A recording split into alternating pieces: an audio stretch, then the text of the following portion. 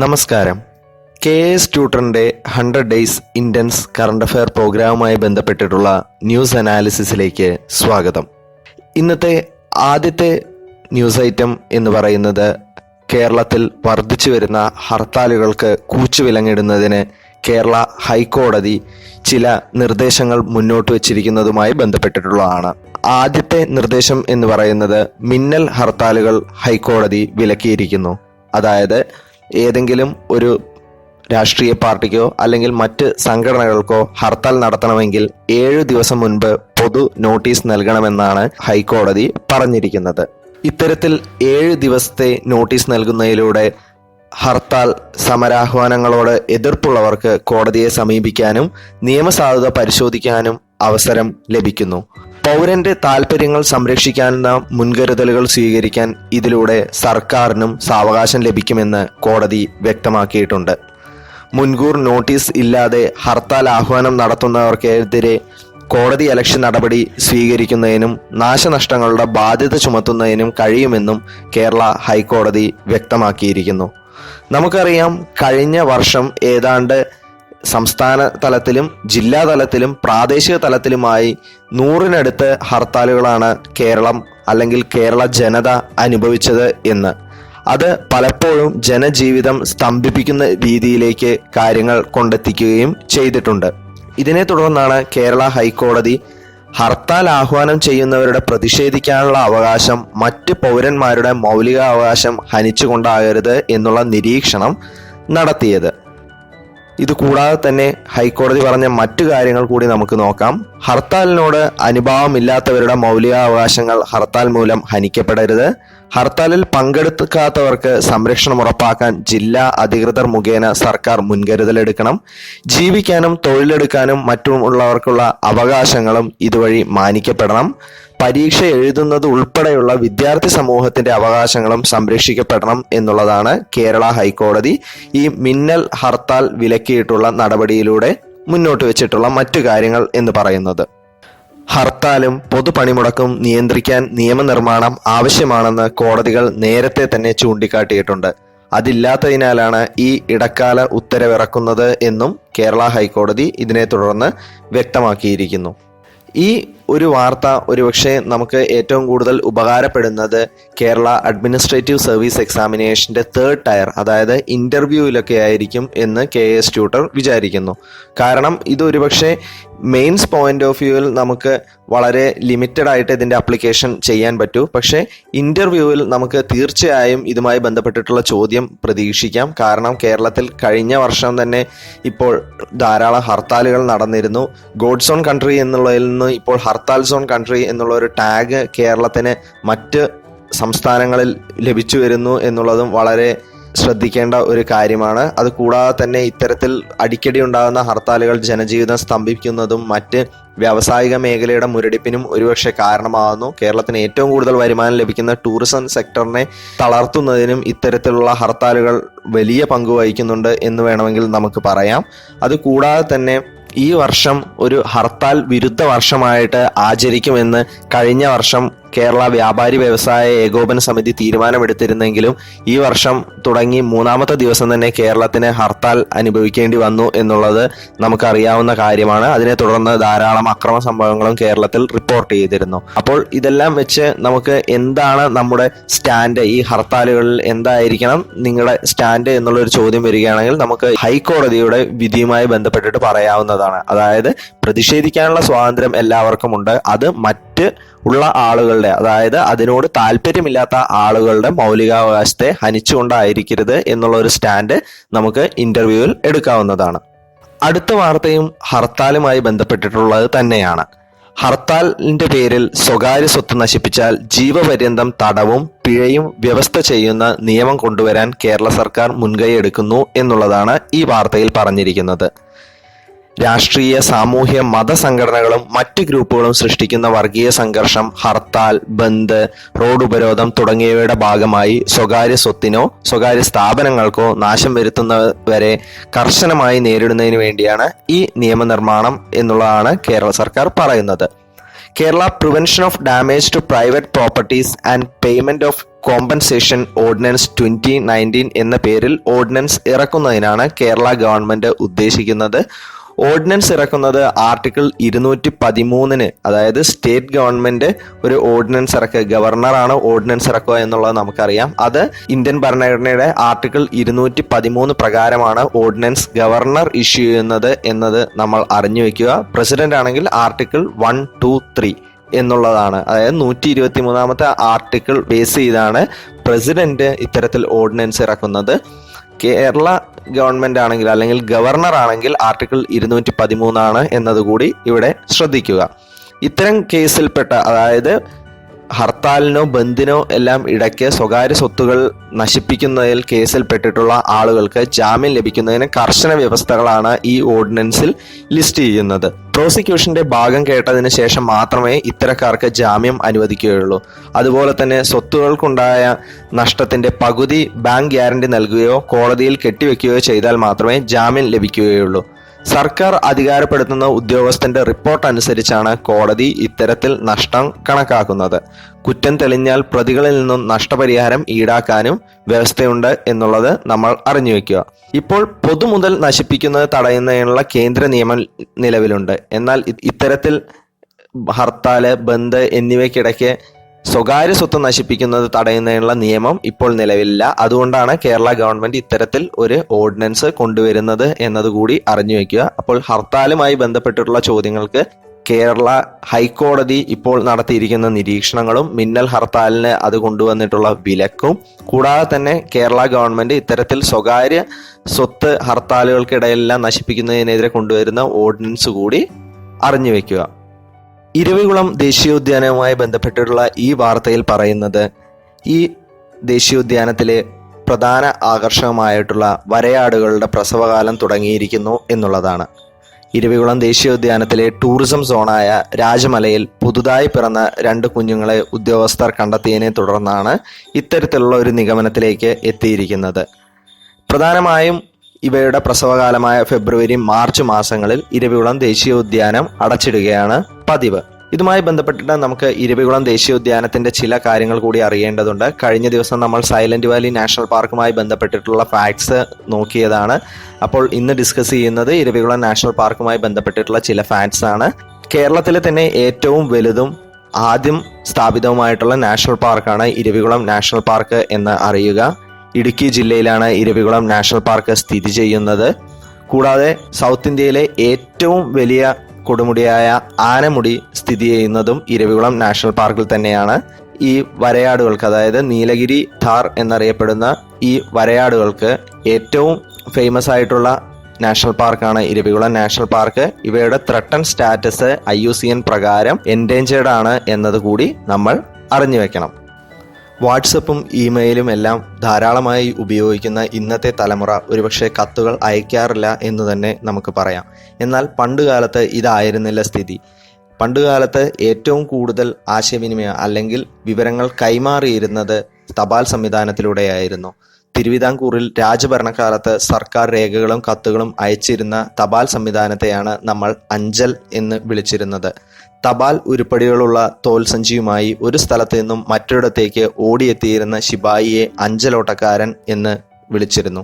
ശംഖുമുദ്ര പതിപ്പിച്ച കുന്തവുമായി മണിയടിച്ച് മണി കെട്ടിയ അരപ്പട്ടയും ധരിച്ച് ഓട്ടക്കാരൻ ഒരു ദിവസം 8 മൈൽ വരെ ഓടിയിരുന്നു. ഇയാൾക്ക് തടസ്സമുണ്ടാവരുത് എന്നുള്ള ഉത്തരവുള്ളത് കൊണ്ട് തന്നെ ആളുകൾ ഇയാൾ വരുമ്പോൾ വഴി മാറിക്കൊടുത്തിരുന്നു. തടയുന്നവരെ കുന്തം ഉപയോഗിച്ച് നേരിടാനും ഇവർക്ക് അനുമതിയുണ്ടായിരുന്നു. ഇത്തരത്തിൽ അഞ്ചലോട്ടക്കാരനായി ജോലി ചെയ്തിരുന്ന, ഒരുപക്ഷെ കേരളത്തിലെ അവസാനത്തെ അഞ്ചലോട്ടക്കാരൻ എന്ന് അറിയപ്പെടുന്ന അഞ്ചൽ കണ്ണൻ അന്തരിച്ചു എന്നുള്ളതാണ് ഈ വാർത്തയിൽ പറയുന്നത്. ഇവിടെ നമുക്ക് അറിയേണ്ടത് എന്താണ് ഈ അഞ്ചൽ എന്നുള്ളതാണ്. അതുകൂടാതെ തന്നെ അഞ്ചലോട്ടക്കാരൻ എന്ന് പറഞ്ഞു കഴിഞ്ഞാൽ എന്താണ് എന്നുള്ളത് കൂടി അറിഞ്ഞു വെക്കുക. ഇദ്ദേഹത്തിൻ്റെ പേരും ഒന്ന് ഓർത്തു വയ്ക്കുന്നത് ഒരുപക്ഷെ KS പ്രിലിമിനറി എക്സാമിനേഷനോ അല്ലെങ്കിൽ മറ്റ് കേരള PSC എക്സാമിനേഷനോ ഒരുപക്ഷെ ചോദ്യം വരാൻ സാധ്യതയുണ്ട്. കാരണം ഇദ്ദേഹത്തോടു കൂടി ആ ഒരു ജോലി ചെയ്തിരുന്നവർ കേരളത്തിൽ നാമാവശേഷമായിരിക്കുന്നു എന്നുള്ളതാണ് ഇപ്പോൾ പറയുന്നത്.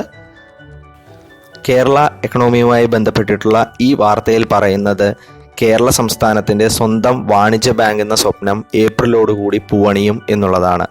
ഏപ്രിലോടുകൂടി കേരള സംസ്ഥാന സഹകരണ ബാങ്കിനെയും 14 ജില്ലാ സഹകരണ ബാങ്കുകളെയും സംയോജിപ്പിച്ച് കേരള ബാങ്ക് നിലവിൽ വരുന്നു. ഇതുമായി ബന്ധപ്പെട്ടിട്ടുള്ള കൂടുതൽ വാർത്തകൾ ഇപ്പോൾ ലഭ്യമല്ല. ഇതുമായി ബന്ധപ്പെട്ടിട്ട് കൂടുതൽ വാർത്തകൾ പുറത്തു വരുന്നതിനനുസരിച്ച് നമ്മൾ ഇതുമായി ബന്ധപ്പെട്ടിട്ടുള്ള കാര്യങ്ങൾ ഡിസ്കസ് ചെയ്യുന്നതാണ്. ഇനി നമുക്ക് അടുത്ത ന്യൂസ് ഐറ്റത്തിലോട്ട് പോകാം. കഴിഞ്ഞ ദിവസത്തെ ഡെയിലി ന്യൂസ് അനാലിസിസിൽ നമ്മൾ അഗസ്ത്യർകൂടം ട്രക്കിങ്ങുമായി ബന്ധപ്പെട്ടിട്ടുള്ള വാർത്ത ഡിസ്കസ് ചെയ്തതാണ്. സ്ത്രീകൾക്ക് അങ്ങോട്ട് ട്രക്കിങ്ങിന് നിരോധനമുണ്ടായിരുന്നു. എന്നാൽ ബഹുമാനപ്പെട്ട കേരള ഹൈക്കോടതി അത് സ്ത്രീകൾക്ക് എതിരെയുള്ള അല്ലെങ്കിൽ സ്ത്രീകളുടെ മൗലികാവകാശങ്ങളുടെ ലംഘനമാണ് എന്നുള്ളത് കണക്കാക്കി സ്ത്രീകൾക്കും അങ്ങോട്ട് പ്രവേശനം നൽകണമെന്ന് വിധിക്കുകയുണ്ടായി. നമ്മൾ ആ ന്യൂസ് ഡിസ്കസ് ചെയ്തപ്പോൾ തന്നെ പറഞ്ഞതാണ്, അങ്ങോട്ട് സ്ത്രീകൾക്ക് ഫോർമലായിട്ട് ബാൻ ഒന്നുമില്ലെങ്കിൽ കൂടി അവിടെ വസിക്കുന്ന ആദിവാസികളുടെ വിശ്വാസത്തിന് എതിരാണ് സ്ത്രീകൾ അങ്ങോട്ട് പ്രവേശിക്കുന്നത് എന്നതുകൊണ്ടാണ് സ്ത്രീ പ്രവേശനം ഇത്രകാലമായി തടഞ്ഞിരുന്നത്. എന്നാൽ ഇപ്പോൾ ഹൈക്കോടതി വിധിയെ തുടർന്ന് അങ്ങോട്ട് സ്ത്രീകളുടെ പ്രവേശനം സാധ്യമായിരിക്കുന്നു.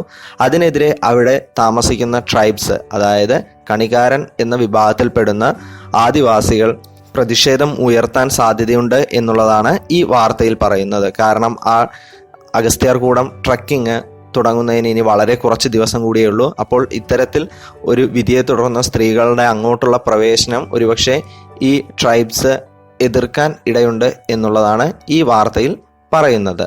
ഇവിടെ നമുക്ക് മനസ്സിലാക്കേണ്ടത് അഗസ്ത്യാർകൂടവുമായി ബന്ധപ്പെട്ടിട്ടുള്ള കാര്യങ്ങളെല്ലാം നമ്മൾ കഴിഞ്ഞ ദിവസം ഡിസ്കസ് ചെയ്തതാണ്. അത് ഒന്ന് റിവൈസ് ചെയ്യുക. അതുകൂടാതെ തന്നെ ഈ ട്രൈബ്സ്, കണി ട്രൈബ്സ് അല്ലെങ്കിൽ കണികാരൻ എന്നുള്ള ട്രൈബ്സിൻ്റെ പേര് കൂടി നമ്മളൊന്ന് ഓർത്തു വെക്കണം. കാരണം അഗസ്ത്യമല ബയോസ്ഫിയർ റിസർവുമായിട്ടും നമ്മൾ കണികാരൻ എന്നുള്ള ട്രൈബ്സിനെ പരിചയപ്പെട്ടതാണ്. വളരെയധികം അവർ ഇപ്പോൾ ന്യൂസിൽ വരുന്നുണ്ട്. ഈ അഗസ്ത്യാർകൂടം ട്രക്കിങ്ങും അതുമായി ബന്ധപ്പെട്ടിട്ടുള്ള കോടതി വിധിയുമായി ബന്ധപ്പെട്ടിട്ട് അവർ വളരെയധികം ന്യൂസിൽ വരുന്നുണ്ട്. അപ്പോൾ അഗസ്ത്യാർ മലയിൽ കാണപ്പെടുന്ന വളരെ ആദിമ വിഭാഗത്തിലുള്ള ഗോത്രവർഗമാണ് കണി ട്രൈബ് എന്നുള്ളത് കൂടി നമ്മൾ അറിഞ്ഞു വെക്കണം. ഒരുപക്ഷെ ചേരുംപടി ചേർക്കുന്നതിനും ഇത്തരത്തിൽ ചോദ്യം വരാൻ സാധ്യതയുണ്ട്. നമ്മൾ കഴിഞ്ഞ ദിവസങ്ങളിൽ ക്വസ്റ്റ്യൻസ് ഡിസ്കസ് ചെയ്തപ്പോൾ 2 തവണ ഇത്തരത്തിൽ ബന്ധപ്പെട്ടിട്ടുള്ള ചോദ്യങ്ങൾ അതിലിട്ടിരുന്നു. ആ ചോദ്യങ്ങൾ കൂടി ചെയ്ത് പ്രാക്ടീസ് ചെയ്യുക. കേരളത്തിലെ പ്രധാനപ്പെട്ട ഗോത്രവിഭാഗങ്ങളെക്കുറിച്ചും അവർ എവിടെ കാണപ്പെടുന്നതിനെക്കുറിച്ചും നിങ്ങൾക്ക് ഒരു ഐഡിയ ഉണ്ടായിരിക്കണം. അത് പ്രിലിമിനറി എക്സാമിന് നിങ്ങളെ വളരെയധികം സഹായിക്കും. കേരളത്തിലെ കാലാവസ്ഥയുമായി ബന്ധപ്പെട്ടിട്ടുള്ള വാർത്തയാണ് ഇനി നമ്മൾ ഡിസ്കസ് ചെയ്യാൻ പോകുന്നത്. നമുക്കറിയാം, ഇപ്പോൾ കേരളത്തിലെ കാലാവസ്ഥ പൊതുവെ രാവിലെ ടെമ്പറേച്ചർ വളരെ കുറവാണ് എന്നുള്ളത്. മൂന്നാർ അടക്കമുള്ള ഹിൽ സ്റ്റേഷനിൽ മഞ്ഞ് വീഴുന്ന വീഡിയോകൾ വരെ നമ്മൾ ഇപ്പോൾ ധാരാളമായി കണ്ടുവരുന്നു. ഇതിന് പ്രധാനമായിട്ടുള്ള കാരണം എന്ന് പറയുന്നത് ഇന്ത്യയുടെ നോർത്തേൺ ഭാഗത്ത് നിന്നും, അതായത് നോർത്ത് ഇന്ത്യയിൽ നിന്നും കേരളത്തിലോട്ട് വീശുന്ന കോൾഡ് വിൻസ് ആണ് എന്നുള്ളതാണ് ഈ വാർത്തയിൽ പറയുന്നത്. അപ്പോൾ എന്തുകൊണ്ടാണ് ഇത്തരത്തിൽ ടെമ്പറേച്ചർ താഴെ പോയിരുന്നത്, അല്ലെങ്കിൽ എന്തുകൊണ്ടാണ് ടെമ്പറേച്ചർ മാറ്റം സാധാരണയിൽ കവിഞ്ഞ് ടെമ്പറേച്ചർ താഴെ പോയിരുന്നത് എന്നുള്ളതിൻ്റെ റീസണാണ് നമ്മളിപ്പോൾ ഡിസ്കസ് ചെയ്തത്. അത് ഒരുപക്ഷെ നിങ്ങൾക്ക് KS എക്സാമിനേഷന് ഇൻ്റർവ്യൂവിന് ഡയറക്റ്റ് ആയിട്ടൊരു ചോദ്യമായി വരാൻ സാധ്യതയുണ്ട്. കാരണം സാധാരണയിൽ കവിഞ്ഞുള്ള ടെമ്പറേച്ചർ ഡിക്രീസ് ആണ് ഇപ്പോൾ രജിസ്റ്റർ ചെയ്തിട്ടുള്ളത്. ഒരുപക്ഷെ പ്രിലിമിനറി എക്സാമിനേഷന് പോലും എന്താണ് കാരണം എന്ന് പറഞ്ഞ ഒരു ABCD ക്വസ്റ്റ്യനും നമുക്ക് ഇതുമായിട്ട് പ്രതീക്ഷിക്കാവുന്നതാണ്. പ്രധാനമായും നോർത്ത് ഇന്ത്യയിൽ നിന്നുള്ള കോൾഡ് വിൻസ് ഇങ്ങോട്ട് വീശുന്നത് മൂലമാണ് ഈ ടെമ്പറേച്ചർ താഴെ പോകുന്നത് എന്നുള്ളത് ഈ ന്യൂസുമായി ബന്ധപ്പെട്ട് അറിഞ്ഞിരിക്കുക. ഇന്ത്യൻ ഉപരാഷ്ട്രപതിയായ ശ്രീ M. വെങ്കയ്യ നായിഡുവിൻ്റെ ഒരു പ്രസ്താവനയാണ് ഇന്ത്യയിലെ എല്ലാ എഡ്യൂക്കേഷൻ ഇൻസ്റ്റിറ്റ്യൂഷനിലും നാഷണൽ കാഡറ്റ് കോർപ്സ് അഥവാ NCC കമ്പൽസറി ആക്കണം എന്നുള്ളത്. ഈ വാർത്തയുമായി ബന്ധപ്പെട്ടിട്ട് നമുക്ക് കേരളത്തിൻ്റെ തനതായിട്ടുള്ള അല്ലെങ്കിൽ കേരളത്തിൻ്റെ ഒരു ഇന്നവേഷനായിട്ടുള്ള സ്റ്റുഡൻറ് പോലീസ് കാഡറ്റിനെ ബന്ധപ്പെടുത്തിയുള്ള കാര്യങ്ങൾ ഒന്ന് ഡിസ്കസ് ചെയ്യാം. സ്റ്റുഡൻറ് പോലീസ് കാഡറ്റ് അഥവാ SPC എന്ന് പറയുന്നത് കേരള പോലീസിൻ്റെ ഒരു സ്കൂൾ ബേസ്ഡ് ഇനീഷ്യേറ്റീവ് ആണ്. And under this SPC it trains high school students to respect the law, practice discipline and civic sense, and develop empathy for vulnerable sections of the society. August 2, 2010 SPC കേരളത്തിൽ ആദ്യമായി start ചെയ്തത്. ഈ പ്രോഗ്രാമിന്റെ ആദ്യത്തെ state nodal ഓഫീസറും ഇപ്പോൾ ഈ post head ചെയ്യുന്നതും P. വിജയൻ IPS ആണ് എന്നതുകൂടി അറിഞ്ഞു വയ്ക്കുക. 2018 മിനിസ്ട്രി ഓഫ് ഹോം അഫയേഴ്സ് ഈ ഒരു programme across the country implement ചെയ്യണം എന്നുള്ള ഒരു നിർദ്ദേശം മുന്നോട്ട് വയ്ക്കുകയും ഉണ്ടായി. അത് സ്റ്റുഡൻറ് പോലീസ് കാഡറ്റിന് ലഭിക്കുന്ന ഒരു വലിയ അംഗീകാരം തന്നെയാണ്. മുന്നോക്കക്കാരിലെ പിന്നോക്കക്കാർക്ക് സംവരണം ഏർപ്പെടുത്തുന്നതിന് കേന്ദ്ര ഗവൺമെന്റ് പുതിയൊരു ബില്ല് അവതരിപ്പിക്കുന്നു എന്നുള്ള വാർത്തയാണ് ഇനി നമ്മൾ ഡിസ്കസ് ചെയ്യാൻ പോകുന്നത്. മുന്നോക്കക്കാരിലെ പിന്നോക്കക്കാർക്ക് 10% സാമ്പത്തിക സംവരണം ഏർപ്പെടുത്തുന്നതിനുള്ള ഭരണഘടനാ ഭേദഗതി ബില്ലിനാണ് ഇപ്പോൾ മന്ത്രിസഭ അനുമതി നൽകിയിരിക്കുന്നത്. ഇതുമായി ബന്ധപ്പെട്ടിട്ട് നമുക്ക് സംവരണം, ഇന്ത്യയിൽ നിലനിൽക്കുന്ന സംവരണങ്ങളെക്കുറിച്ച് ചില കാര്യങ്ങൾ അറിയണം. ഇന്ത്യയിൽ ആർട്ടിക്കിൾ 15, 16 എന്നിവയുടെ ബേസിൽ സംവരണം നൽകുന്നത് സാമൂഹികമായും വിദ്യാഭ്യാസപരമായും പിന്നോക്കം നിൽക്കുന്ന വിഭാഗങ്ങൾക്കും പട്ടികജാതി പട്ടികവർഗ വിഭാഗങ്ങൾക്കുമാണ്. ആദ്യം കോൺസ്റ്റിറ്റ്യൂഷൻ നിലവിൽ വന്നപ്പോൾ പട്ടികജാതി പട്ടികവർഗ വിഭാഗങ്ങൾക്ക് മാത്രമാണ് സംവരണം നൽകിയത്. പിന്നീട് 1990കളുടെ തുടക്കത്തിൽ മണ്ഡൽ കമ്മീഷൻ റിപ്പോർട്ട് പ്രകാരമാണ് മറ്റു പിന്നോക്ക വിഭാഗങ്ങൾക്ക് കൂടി സംവരണം ഏർപ്പെടുത്തിയത്. ഇപ്പോൾ ഇന്ത്യയിൽ പിന്നോക്ക വിഭാഗങ്ങൾക്ക് 27% സംവരണവും പട്ടികജാതിക്കാർക്ക് 15% സംവരണവും പട്ടികവർഗക്കാർക്ക് 7.5% സംവരണവുമാണ് നൽകിയിരിക്കുന്നത്. മണ്ഡൽ കേസിൽ സുപ്രീം കോടതി വിധി പ്രകാരം സംവരണം എന്ന് പറയുന്നത് 50% കൂടാൻ പാടില്ല എന്നുണ്ട്. അതായത് 50% ക്യാപ്പ് ഇത്തരത്തിൽ സംവരണത്തിന് സുപ്രീം കോടതി വെച്ചിട്ടുണ്ട് എന്നതുകൂടി അറിയുക. ഇപ്പോൾ മൊത്തത്തിൽ 49.5% സംവരണം എന്ന് പറയുന്നത് ഇന്ത്യയിൽ. അതായത് ഗവൺമെന്റ് ജോലിക്കോ അതുപോലെ തന്നെ വിദ്യാഭ്യാസത്തിനോ ഉള്ളത് 49.5% സീറ്റുകൾ സംവരണം ചെയ്യപ്പെട്ടിരിക്കുന്നു. ഇത്തരത്തിൽ 10% സീറ്റ് കൂടി ഇനി സംവരണം ചെയ്യുമ്പോൾ സുപ്രീം കോടതി വെച്ചിട്ടുള്ള ഈ 50% എന്നുള്ള ക്യാപ്പ് ബ്രീച്ച് ചെയ്യും എന്നുള്ളത് നമുക്കറിയാം. അപ്പോൾ അത് മറികടക്കുന്നതിനാണ് ആദ്യം കേന്ദ്ര ഗവൺമെന്റ് ഇത്തരത്തിൽ ഭരണഘടനാ ഭേദഗതി കൊണ്ടുവരുന്നതിന് ഉദ്ദേശിക്കുന്നത് എന്ന് നമ്മൾ മനസ്സിലാക്കണം. ഇനി ഏതൊക്കെ ആളുകളെയാണ് ഈ മുന്നോക്ക വിഭാഗത്തിൽ സംവരണം ലഭിക്കുന്നതിന് അർഹരാക്കുന്നത് എന്ന് നമുക്ക് നോക്കാം. വർഷത്തിൽ 8 ലക്ഷം രൂപയിൽ താഴെ വരുമാനമുള്ളവർ, 5 ഏക്കറിൽ താഴെ കൃഷിഭൂമിയുള്ളവർ, താമസിക്കുന്ന വീടിന്റെ വിസ്തീർണം 1000 ചതുരശ്ര അടിയിൽ താഴെയുള്ളവർ, വിജ്ഞാപനം ചെയ്ത നഗരസഭകളിൽ 84 ചതുരശ്ര അടിയിൽ കുറവ് ഭൂമിയുള്ളവർ, മറ്റു നഗരപ്രദേശങ്ങളിൽ 167 ചതുരശ്ര അടിയിൽ കുറവ് ഭൂമിയുള്ളവർ എന്നുള്ളവയൊക്കെയാണ് ഇത്തരത്തിൽ സംവരണം ലഭിക്കുന്നത് എന്നത് കൂടി നമ്മൾ അറിഞ്ഞു വെക്കണം. ഇതുമായി ബന്ധപ്പെട്ടിട്ടുള്ള ഭരണഘടനാ ഭേദഗതി ബില്ല് പാസാക്കുന്നതിന് ലോക്സഭയിലും രാജ്യസഭയിലും 2/3 ഭൂരിപക്ഷം ആവശ്യമാണ് എന്നതുകൂടി നമ്മൾ അറിഞ്ഞിരിക്കണം.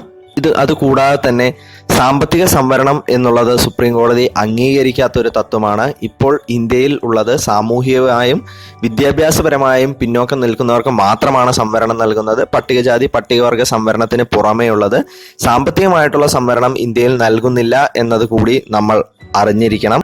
അതുകൂടാതെ തന്നെ നമ്മൾ മുൻപ് പറഞ്ഞു 50% സംവരണത്തിന്റെ ക്യാപ്പ് ഇന്ത്യയിൽ ഉണ്ട് എന്ന് സുപ്രീം കോടതി സെറ്റ് ചെയ്തിട്ടുണ്ട്. അപ്പോൾ അതിൽ കൂടുതൽ സംവരണമുള്ള ഒരേ ഒരു സംസ്ഥാനം എന്ന് പറയുന്നത് തമിഴ്നാട് മാത്രമാണ്. തമിഴ്നാടിൽ 69% എല്ലാ വിഭാഗങ്ങൾക്കും കൂടി സംവരണം ഏർപ്പെടുത്തിയിരിക്കുന്നത്.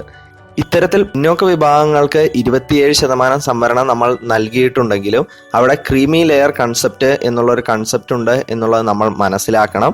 അതായത് ഒരു പ്രത്യേക ലിമിറ്റിൽ കൂടുതൽ വരുമാനമുള്ളവർക്ക്, ഇപ്പോൾ അത് 8 ലക്ഷമാണ്, അതിൽ കൂടുതൽ വരുമാനമുള്ളവർക്ക് ഈ സംവരണം അവർ പിന്നോക്ക വിഭാഗത്തിൽപ്പെട്ടതാണെങ്കിലും നൽകുന്നില്ല എന്നതുകൂടി നമ്മൾ മനസ്സിലാക്കിയിരിക്കണം. ക്രീമി ലെയർ കൺസെപ്റ്റ് എന്നാണ് ഇതിന് പറയുന്നത്. അപ്പോൾ ക്രീമി ലെയർ കൺസെപ്റ്റ് ഇതുപോലെ തന്നെ സുപ്രീം കോടതി മണ്ഡൽ കേസിലാണ് ഈ ക്രീമി ലെയർ കൺസെപ്റ്റ് കൊണ്ടുവന്നിട്ടുള്ളത് എന്നതുകൂടി അറിഞ്ഞു വെക്കുക. ലെപ്രസി അഥവാ കുഷ്ഠം ഇനി ഡിവോഴ്സിന് ഒരു ഗ്രൗണ്ടായിട്ട് കൺസിഡർ ചെയ്യാൻ പറ്റില്ല എന്നുള്ള ഒരു ബില്ലാണ് ലോക്സഭ അടുത്തിടെ പാസാക്കിയത്. അതുമായി ബന്ധപ്പെട്ടിട്ടുള്ള ഒരു വാർത്തയാണ് ഇനി ഡിസ്കസ് ചെയ്യാൻ പോകുന്നത്.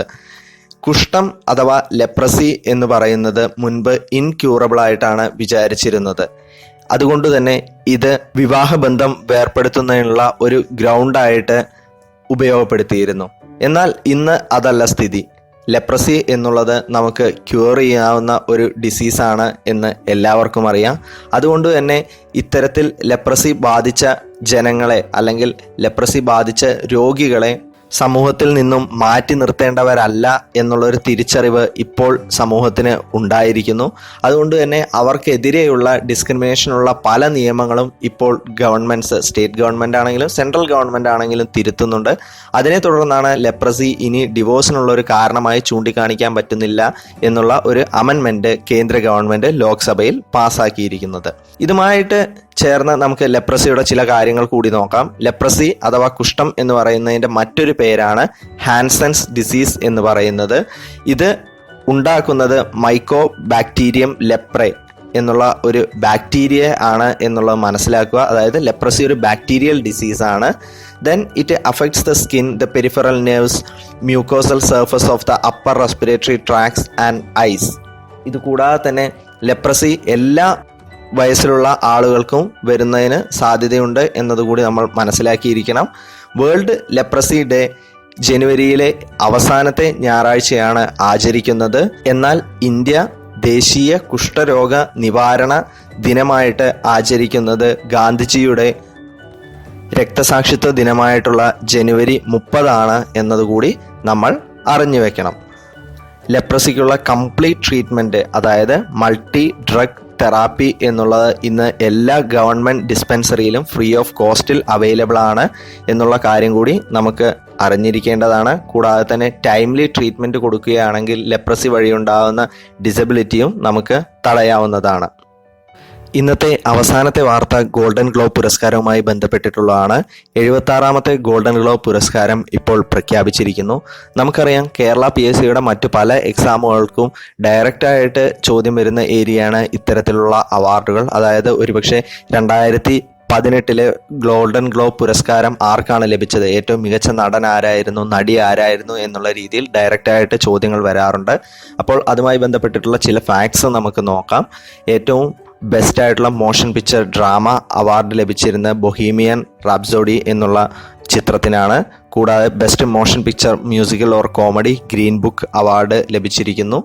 കൂടാതെ തന്നെ best performance by an actor in a motion picture drama Rami മലേക്കാണ് ആ അവാർഡ് ലഭിച്ചിരിക്കുന്നത്.